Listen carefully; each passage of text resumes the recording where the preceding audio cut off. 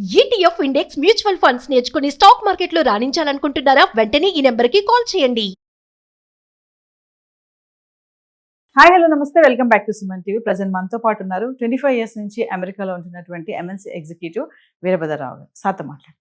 నమస్తే సార్. నమస్తే అమ్మా.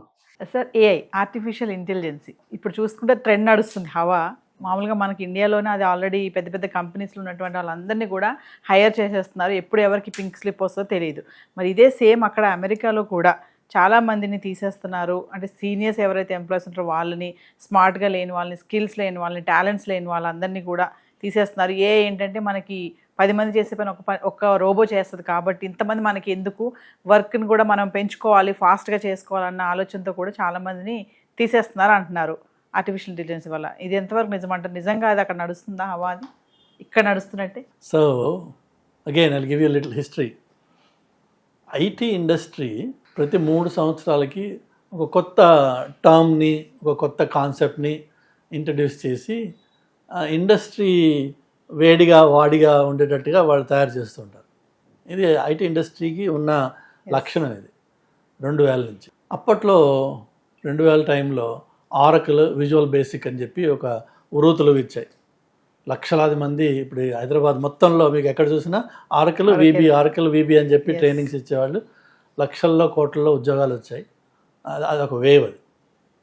అది నడుస్తూ ఉండగా 2003 టైంలో ఈఆర్పి అని ఒకటి వచ్చింది, ఎంటర్ప్రైజ్ రిసోర్స్ ప్లానింగ్.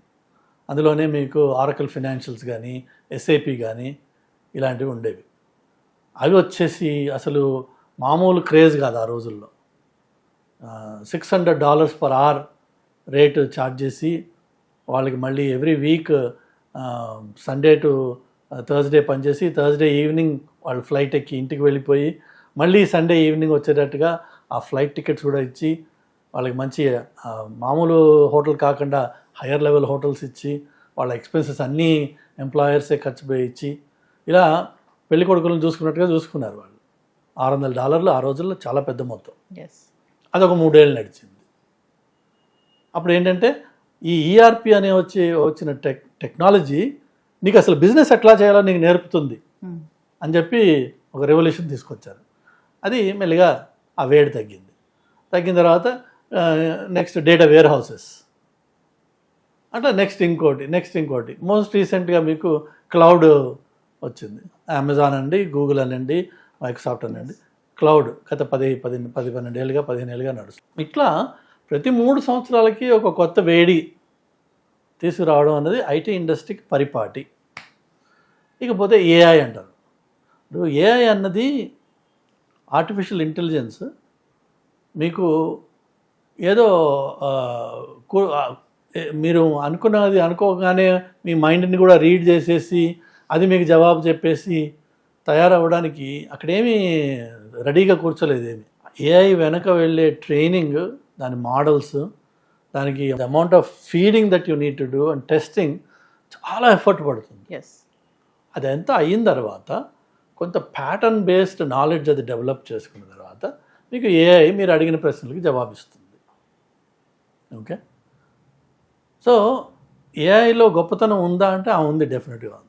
కానీ ఫ్యాక్ట్ ఏంటంటే ఆన్ ద గ్రౌండ్ వీళ్ళు ఎవరెవరైతే అంటున్నారో ఉద్యోగాలు పోతాయి, తీసేస్తాము అని అంటున్నారో అది హంబగ్, జస్ట్ టెంపరీ వేడ్ అది. ఎందుకంటే మెకెన్జీ లాంటి మిగిలిన లీడర్షిప్ అనలిస్ట్ ఫార్మ్స్ ఏవైతే ఉన్నాయో, leading analyst firms already publish చేశారు రిపోర్ట్స్.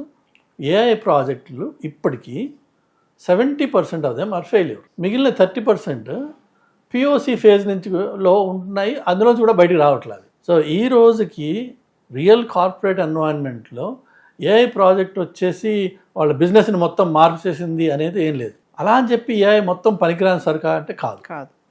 మీకు ఏజెంటిక్ ఏఐ ఉంది.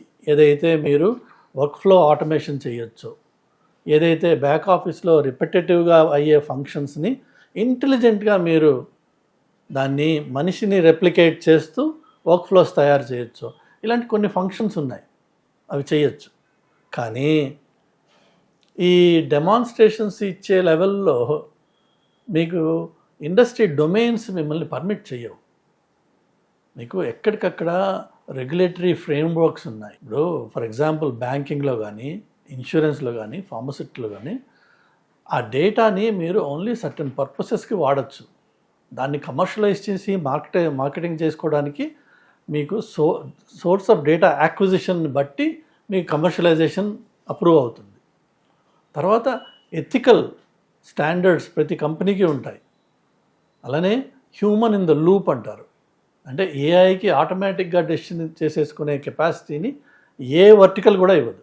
ఏదో కొన్ని కామర్స్ కంపెనీస్లో అక్కడ పెద్దగా ఈ రెస్ట్రిక్షన్స్ ఉండకపోతే వాళ్ళు చేయొచ్చు, కానీ insurance, financial services, customer oriented any industry for that matter, ఏఐని పెట్టేసి రోబోట్ని పెట్టేసి అది నీతో మాట్లాడుతుంది, అది నీకు డెసిషన్స్ చేస్తుంది అనే పరిస్థితి రాదు. Human has to be in the loop for almost all critical decisions. So AI ఏం చేస్తుంది మీకు అంటే, ఇప్పుడు ఫర్ ఎగ్జాంపుల్ ఫినాన్షియల్ అనాలిసిస్ చేయాలి. ఒక కంపెనీ పర్ఫార్మెన్స్ ఎలా ఉంది లాస్ట్ 10 yearsలో అంటే మీకు ఆ పేపర్లు, ఆ డాక్యుమెంట్స్ బయటికి తీసినా, అది పీడిఎఫ్లో అయినా రియల్ పేపర్ అయినా మీకు it takes days and days and days of effort. 10 మందో 100 మందో కూర్చుని లా ఫామ్స్లో 100లో కిడ్స్ కూర్చుని చేసే పనులు జనరల్గా అవే analysis of the most recent past. అలాంటి హెవీ లిఫ్టింగ్ వర్క్ ఏదైతే ఉందో ఏఐకి ఆ టాస్క్ ఇచ్చినట్టయితే అది మీకు 5 నిమిషాల్లో సమరీ మొత్తం మీకు తయారు చేసి ఇచ్చేస్తుంది. సబ్సీక్వెంట్గా మీరు దాని ఫర్దర్ క్వశ్చన్స్ అడుగుతుంటే it will go get your the responses. అది జనరేటివ్ ఏఐ. జనరేటివ్ ఏఐకి లిమిటేషన్స్ ఉన్నాయి. Only in those situations you can use it. Agentic AI is the best of the breed అన్నమాట. సో దానికి యూస్ఫుల్నెస్ ఉంది. అంతేగాని nano బనానాలాగా బొమ్మలు తయారు చేసింది అనుకోండి, ఎవరికి లాభం?